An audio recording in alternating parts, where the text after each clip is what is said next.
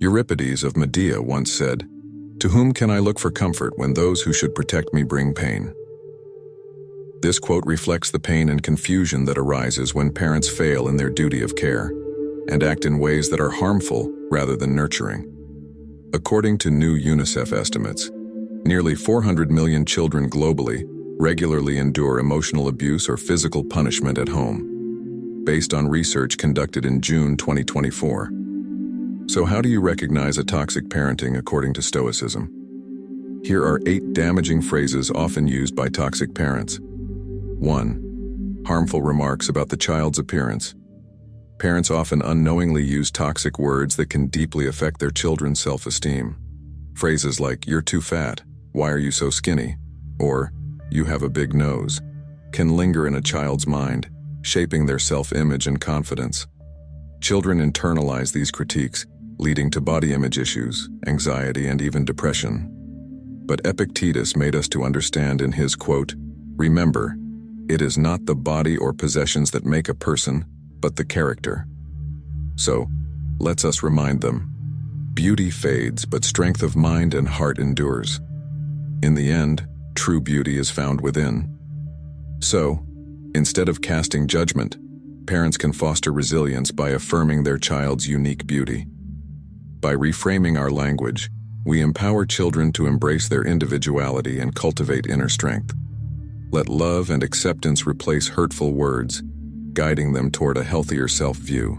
2. Asking provocative questions that increase inferiority complex. Questions like, "Why do you walk like that? Why do you talk that way?" These kinds of questions, especially from parents, can leave deep marks on a child's mind. Seneca once noted that, "Be careful with your words. Once spoken, they may plant seeds of doubt that grow in another's soul." This quote underscores the impact that critical or sarcastic questions can have, especially on someone vulnerable like a child. Children trust what their parents say, and when these remarks are sarcastic or critical, the child begins to believe that something is wrong with how they are. This can create lasting scars, making it hard to feel comfortable in their own skin even as adults. The fear of judgment, the worry that others will notice these flaws invented by toxic words, can trap them in a cycle of insecurity. But remember, what others think of you is outside your control. What is in your control is your response to it. Don't let someone else's careless words become your prison. 3. Using regretful wishes. When a parent tells a child, "I regret having you," or "I wish I never gave birth to you," it's not only hurtful, it strikes at the core of that child's existence. Such words can make someone question their very worth, their right to live. They may carry these scars for years, struggling with identity, depression, or worse. According to Stoicism, a child is not a vessel to carry the weight of a parent's regret. This quote emphasizes the deep impact harmful words from parents can have on a child's sense of self, while also implying that a child should not be burdened with the emotional baggage or regrets of their parents. Parents, instead of tearing down, aim to build. Speak words that nurture, not harm. Let children feel loved, not by chance, but on purpose. We can only control how we act today. Choose wisely. 4th, saying words that make the child feel like a liability. When a parent says, "You exhaust me," or "You cost me too much money," it teaches the child to feel like a burden. This can make them hide their fears, feelings, and needs just to avoid causing more trouble.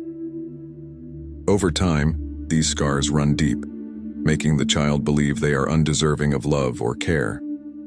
But remember the words of Epictetus that said, "No one is born a burden." Parents, your words either uplift or weigh down. Instead of making your child feel like a burden, let them know they are a blessing.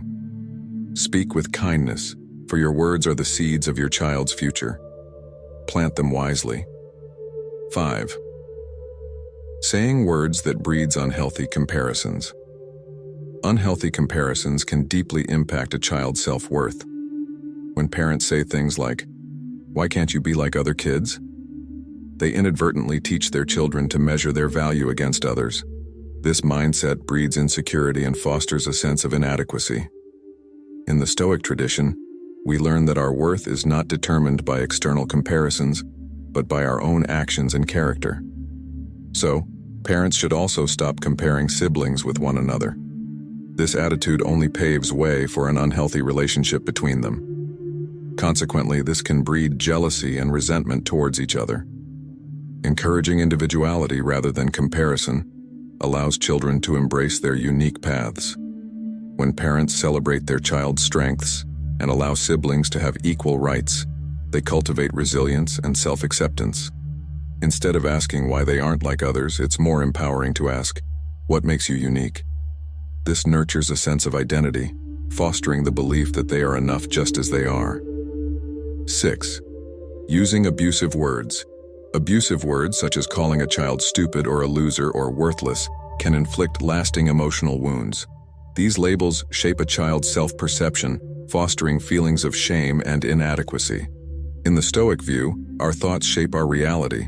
As Seneca said, "A gem cannot be polished without friction, nor a man perfected without trials." Instead of using harmful language, parents can guide their children through challenges with compassion and understanding. By focusing on effort rather than labels, they help cultivate resilience and a growth mindset.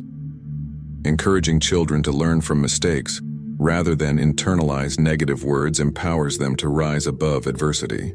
Remember, the words we choose can either build or break. Let them be a source of strength, not a weapon of harm. 7. Saying words that threatens the child being left alone. Saying words like, "I will disappear and you won't find me," "I'll leave you," or "you'll wake up and never find me," deeply scars a child's sense of security. Such words create a fear rooted in instability, teaching the child that love is conditional and fleeting. Seneca once said, "No one is more deserving of pity than the one who hates others because they fear them." This quote speaks on how fear, especially the fear of being left alone, can corrupt one's ability to trust and love. When parents say things like, "I'll disappear and you won't find me," they plant seeds of fear that may lead the child to develop resentment, anxiety, and an inability to form secure attachments. The child, in fearing abandonment, may come to mistrust even those meant to offer unconditional love. To nurture resilience in children, parents must embody stability, for as Marcus Aurelius reminded us, the soul becomes dyed with the color of its thoughts. Toxic words only darken a child's inner world. 8. Lashing out empty promises. Empty promises like "we'll go to the park tomorrow" or "I'll play with you later" that never materialize can deeply impact a child's sense of trust. Repeated broken promises teach the child that words carry little weight, breeding disappointment and disillusionment. Over time, this erodes their ability to trust others, not just their parents, but friends, teachers, and future relationships. Confucius wisely said, "The superior man is ashamed of his words being better than his deeds." This highlights the importance of aligning words with actions. When promises are made and not kept, especially to children, it teaches them that words are hollow and unreliable. The child's growing sense of mistrust can extend beyond their immediate family, shaping their worldview and future relationships. Parents must strive to ensure their words hold weight, modeling integrity and consistency to nurture a child's faith in others and the world around them. 9. Conditional love. This is when a parent's affection depends on a child's actions. For example, saying, "If you don't get an A, I won't love you," or "You'll only make me proud if you win." This teaches the child that love is something to be earned, not given freely. As Seneca said, "The greatest blessings of mankind are within us and within our reach. A wise man is content with his lot, whatever it may be, without wishing for what he is not." This quote reminds us that true contentment and self-worth come from within, not from external validation or meeting someone else's expectations. When parents place conditions on love, they teach children to seek approval from outside, rather than finding value in who they are at their core. True love is steady, not conditional. It's a foundation for growth, resilience, and inner peace. Teach them that their worth lies in their character, not in meeting arbitrary expectations. 10. Labeling the child negatively. When parents label their child with harsh words like, "You're always a failure," or other harsh words, they're not just criticizing behavior, they're shaping identity. These labels stick, convincing the child that they are inherently flawed, rather than capable of growth. Over time, this erodes a child's self-esteem and fosters a fixed mindset. They stop believing they can change or improve, leading to anxiety, self-doubt, and even resentment. According to Haim Ginott, a child psychologist, said that children are like wet cement.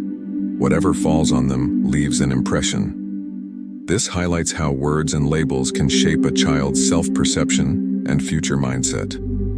Parents should focus on guiding, not labeling, helping their children realize their potential through encouragement, not condemnation.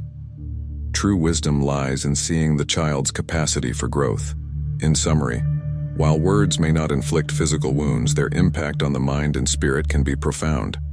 Childhood is a pivotal period that shapes our character, actions, and beliefs.